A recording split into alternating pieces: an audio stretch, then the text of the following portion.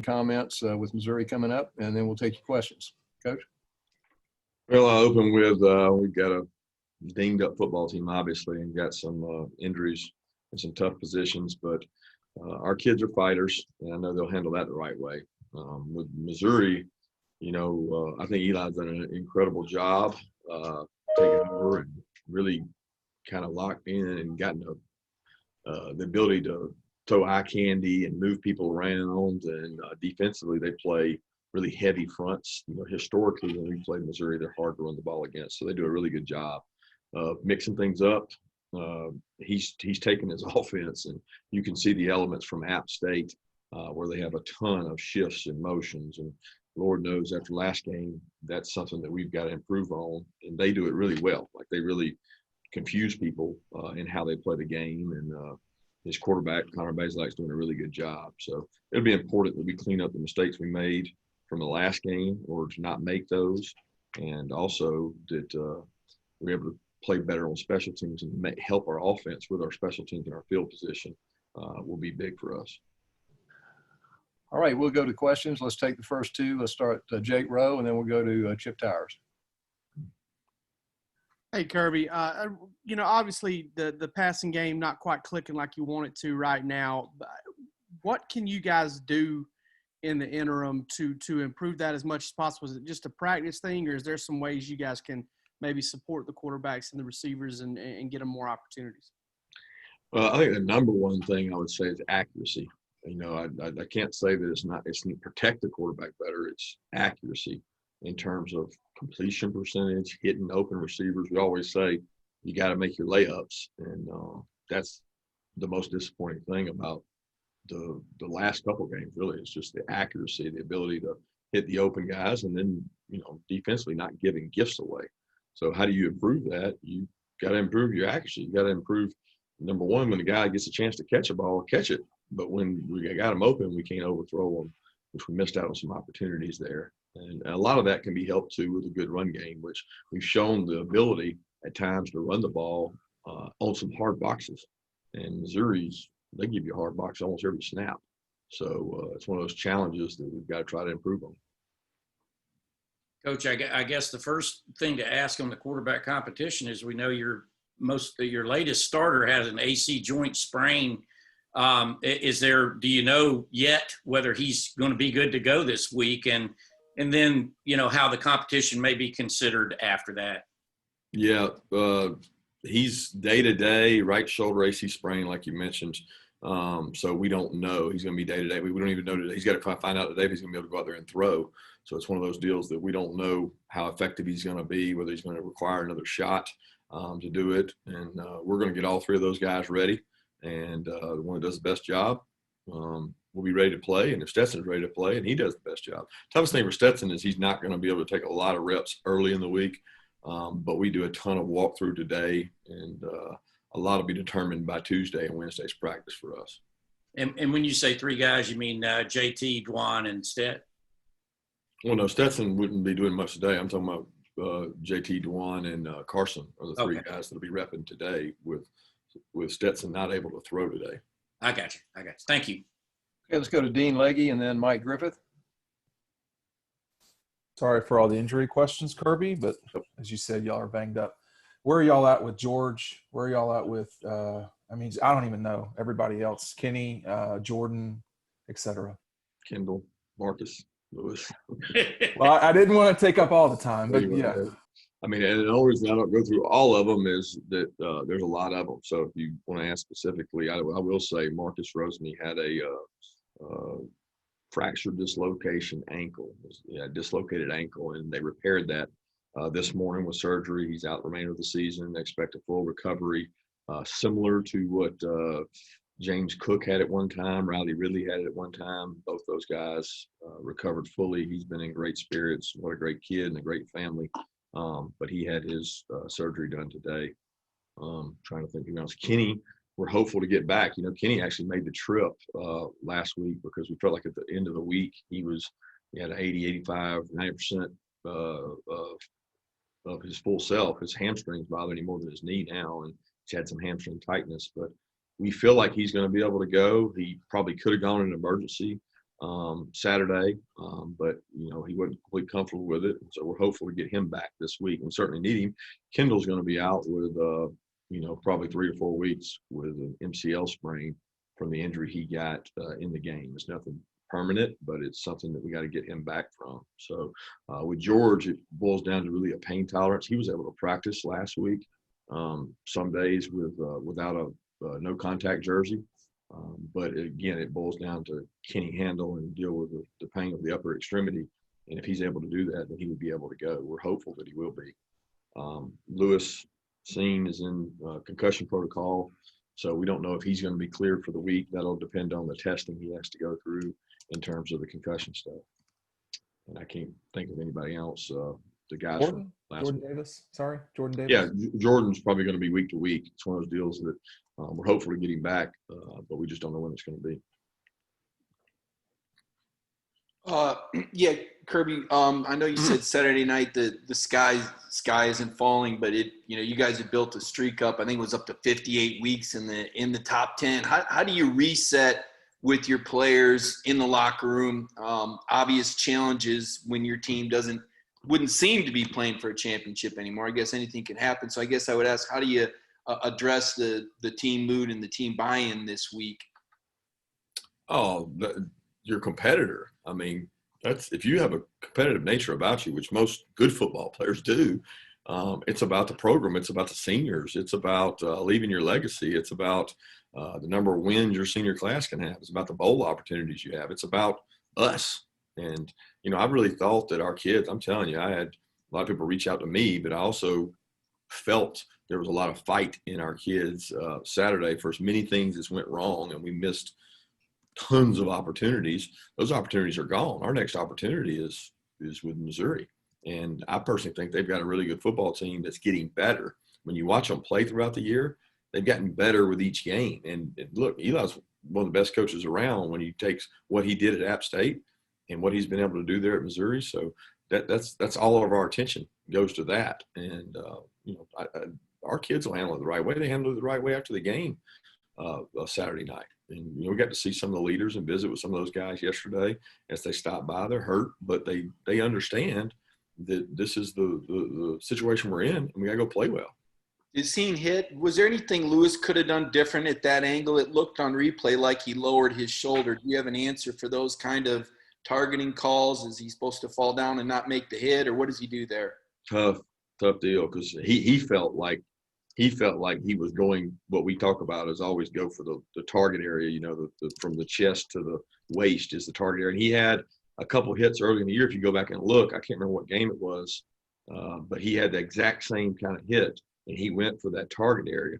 And he is, we see him every day in practice. We see him in scrimmages. He's a vicious hitter, striker, and I don't want to say a targeter because we've had drills with him where we've told him he's got to go full speed and he's got to run through the midsection of a bag that's like a body, and he was trying to do that in that case, and I think he felt like Kyle saw him coming, and Kyle dropped his head, to protect himself, and it ended up being head-to-head contact, and it's unfortunate. That's part of our game, and the only thing we can coach Lewis to do is maybe aim a little lower, because the lower you go, the less chance you got of hitting somebody head-to-head. It was certainly a scary collision. Let's go to Anthony Dasher and then Mark Weiser. Hey, Coach. With no Richard last week, who in the secondary kind of took over responsibilities of calling the plays back there, and how did that part of it go for you? Well, Richard doesn't make all those calls. The way defenses work, you have a linebacker that makes a call, and then you have secondary sides. You have a free safety side and a strong safety side. So Richard handles the strong side, which is usually the field side, and Lewis handles the free safety side, which is usually the weak side or the boundary side. So that side stayed kind of intact when you're talking about the linebackers with Lewis. The other side, Chris's side, was him and the strong side linebackers. So I thought Chris Smith handles the communication really well. He's very bright. He communicates in a lot of ways just as good as Richard in terms of communication. But our breakdowns had a lot more to do with between linebackers and coverage, communication of the free safety and the corners into the boundary, and some really bad eye control. And when I call eye control is are you looking at the right thing? Has nothing to do with the scheme they did. It just has to do with, if I'm looking at what I'm supposed to look at, then I'll cover him. And if I look in the backfield, then I won't cover him. He'll pop out of the ground 25 yards downfield. And we had some bad eye control, not communication. And when it comes to improving the eye control, issues, that's something y'all correct on film, or that's something y'all do on the field to try to get better at? All of the above. I mean, it's funny because the off week, we had a list of goals for the defense, and the number one was communication going into the off week, how we communicate in coverages and adjustments. And then number two was eye control. So we really tried to harp on those things and make guys accountable for communicating, but obviously hadn't done a good enough job of it. Thank you. Kirby, what do you see as the issues with Stetson and the deep balls? It seems like he has too much on it a lot of times. And given his day-to-day status, how does that complicate getting better at that position? Well, I don't know if it complicates him getting better at the position, because I don't know how much work he gets. You know what I mean? If he's able to go, he'll get some reps. If he's not able to throw, then his reps will be cut down on. But accuracy comes with experience. Accuracy comes with timing. Accuracy comes with consistency in who's out there. If it's one receiver, he might be running 21 miles an hour, and another receiver might be running 22. But you got to hit your layups. You got to be accurate. That's probably the number one when you define the quarterback position. Accuracy ranks right up there with, managing it, not turning it over. But accuracy is probably the defining factor of that position. And we haven't been very accurate in terms of completion percentage, at least not consistently. We've been there in spurts, but we weren't Saturday. And did you and Todd talk at all about, I know what you said about JT Daniels after the game the other day. Do you give him more of a look, with reps this week, or what's the plan? Yeah, he's going to get reps. He's going to get work because, again, we just talked about Stetson. I don't know if he's going to be there or not, so he's gotten – but the great thing about JT is he begged to go down to the scout team to get work when he wasn't early on. He wanted to go down and compete and throw and get better against our defense. So it's not like he's been sitting on the shelf not getting many throws. He's been getting a lot of those. Thanks. Hey, let's go to Seth Emerson, and then we'll go to Macon Telegraph, either Brandon or Jed, whichever one. Seth? Yeah, Kirby, I know receivers were getting open Saturday, and you talked about the accuracy part of it, but at receiver in general, how is the attrition and injuries over the last year or two had an effect? And do you feel like you have the speed on the outside that you want at receiver? It went out a little bit there, Seth. You said over the last years or this season we're talking about attrition? This season, last year, the injuries, attrition at receiver, and do you feel like that's had an effect, and do you have the speed you want at receiver?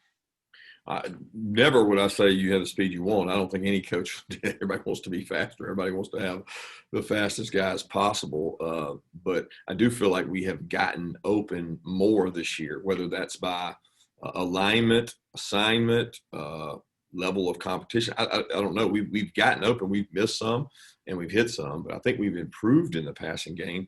We just haven't reaped the benefits of it because we're not accurate enough. We don't hit enough open guys.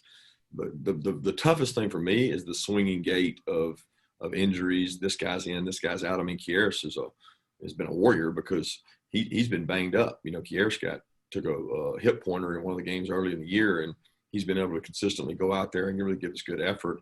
But George has been out some. Now Marcus is out. Matt's been out. I mean, there's been a lot of different things there in terms of those guys being able to have the continuity that you'd like to have, especially in a new offense. Hey, Kirby. So I guess the question I have is more of a clarification of what I asked you Saturday night. But so when I say the disappointments or the frustrations that you spoke of earlier on, I meant just in terms of the injuries and it coming down to so many close things, uncontrollable things. How have you kind of honed in on that with your team, with so many things being out of your control, I suppose, like with injuries? And then also the second question with Marcus, can you kind of speak to his kind of approach and everything through the injury? Because he was on the sideline in the second half the other night, so I just thought that was interesting. In terms of his approach to the injury, the kid is a great kid. I saw him coming out to the second half. We were coming out of the locker room for the second half, and he was already in great spirits. And he said, coach, it's part of the game. It's injuries, part of the game. You understand that when you get into it. And he was in a really good mindset, if that's what you mean. As far as I know, he'll work really hard to get back, and he was trying to help other guys on the sideline. Look, that's the thing about this team's DNA is there's a bunch of fighters, there's a bunch of competitors. They don't feel good about what happened. Nobody does, but they're ready to fight and come back and compete, and that's what defines who you are. And about the earlier question, I don't even remember the question the other night, but for me, I don't hone in on the adversities and the problems, the issues. We've been fortunate, knock on wood, in terms of COVID, and we have been unfortunate in terms of injuries, and they seem to happen in bunches, and hey, we've had quite a bit. I certainly didn't think coming out of the Kentucky game that we would have some of these that we had in the Florida game, but that you don't control that. You don't focus on it. You get next man up and you try to prepare those guys to get ready to play. All right, let's go to Charles Odom, and then we'll go to Red and Black, either Augusta or Austin, whichever. Going back to obviously you've consistently said you're gonna play the guy that plays the best at quarterback, and going back to the start of the season, that your first choice was DeJuan. Can you say after the film review what you learned about him on Saturday, and what have you asked him to where has he needed to improve the most since he opened the season as a starter? The number one thing would be starting with accuracy. He's got to improve that. Number two thing is the management of the offense in terms of play call, communication, motion shift, snap count, a lot of things in that nature, which he has improved on. He's gotten an opportunity to work with the twos for 3 or 4 weeks and grown and gotten better at. And he got an opportunity the other night in the game to see where he is. And I think he understands that he has to improve and work, and he's willing to do that. He's committed to trying to get better to help the team. He's an extremely passionate competitor. You see it when he runs, right? I mean, he tries to run guys over whether he can or he can't. And that part is a great redeeming quality about it. But he has to grow up in other areas, and he's got to improve. And he wants to do that. He wants to become a complete player. Can you just, reflecting on that accuracy theme again, what have you seen from that scout team work from JT in that department? Well, JT, down the scout team is like Stetson when he was down there before. Sometimes you get to do things without risk reward because your job down there is to get the ball in the air, throw the ball, service the team, give a good look. And he's not down there all the time. We have Priestley and Jackson Muschamp who do a good job as well. JT likes to go down there and compete and get to throw some. So he spends time with our offense. He's in all the meetings with our offense, and he goes down there and throws every now and then. But JT's got a good arm. There's no doubt about that. And it's one of those deals. He's getting better and better every day with mobility, and you feel good that he's able to move around and do some things down there with us. And again, he's going to get some reps with Stetson out and find out where it is. Hey, Kirby, you've been asked a couple questions about kind of like where you think Stetson needs to improve moving forward. But now that, y'all are 6 games into this season, where have you kind of seen his progression so far this year at this point? Well, experience is the best indicator. And we have such a small sample size on all these guys. It's really tough because you don't have the spring sample size. You don't have summer sample size. You've got fall camp and the games we have. So his sample size of game time is larger than the other guys, and there's been progress made in terms of third down decision making. He's made some good decisions. Look, he stood in the pocket the other day on the third down and took a shot. I mean, he took a BB and knew it was coming, and that's what you want your quarterback to be able to do. And he fired an accurate throw, and from that point on, his accuracy started to go down a little bit. And I don't know if that was because he was inaccurate or if it was because of the injury. You got to feel like it had something to do with the injury, but he wasn't as accurate or as effective after that. So that part he's got to continue to work on. Let's go to Jeff Schultz and then Mark Bradley, if either of you have a question. Yeah, Kirby, circling back to something you referenced earlier about mindset coming off a loss, what's the biggest thing you've learned as a coach in terms of getting players refocused on the rest of the season after a setback? And do you generally have a pretty good idea during the week how they're going to respond?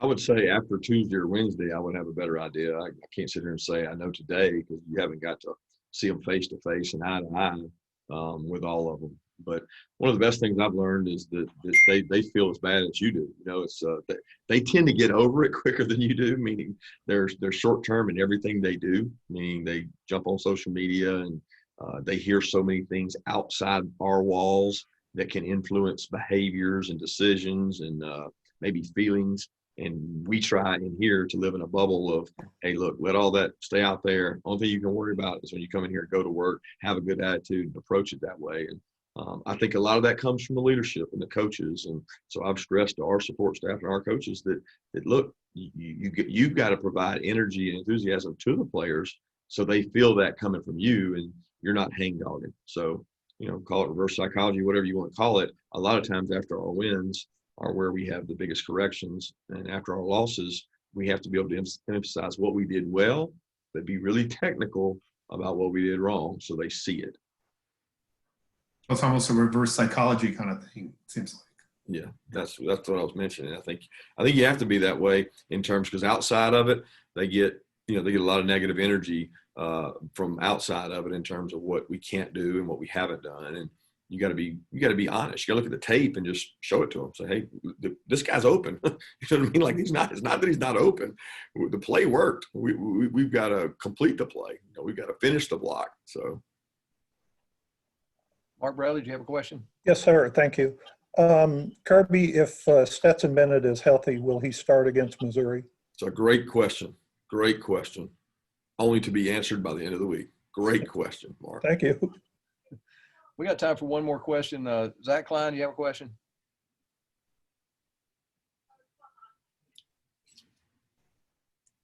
Guess not. All right, last question. Yeah, actually, sorry, I was just kidding, Claude. Okay, Hey, Kirby, go have you ahead. talked to Ron at all about these injuries? How much does he think they really are football, obviously related, and how much maybe due to the awkwardness of the offseason, not having your guys under his control, et cetera? Yeah, I wondered that myself. You know, you start questioning, oh, wow, they have the injuries. You know, everybody wants to point at either the trainer or the strength coach or whatever, but so many of them are freaky deals. I mean, you see them too, like Kendall Milton's. You see his plant. You see him take a knee from the side. That's an MCL. Like, what does that have to do with whether he lifted or ran? You know, I mean, it's there. Marcus's, the guy trying to keep him from scoring, clips him right on the ankle down there. I mean, it's like, you know, what does that have to do with the exercise and the running? It's football is what it is. And the accumulation of those, I don't know. I would say that if there were more soft tissue injuries, I would question that. You know, we had a ton of hamstrings and pulls, but a lot of ours aren't those. They're breaks, you know, and that's tough. That's part of the game. All right, thanks everybody. Thanks, Coach. And stand by for players.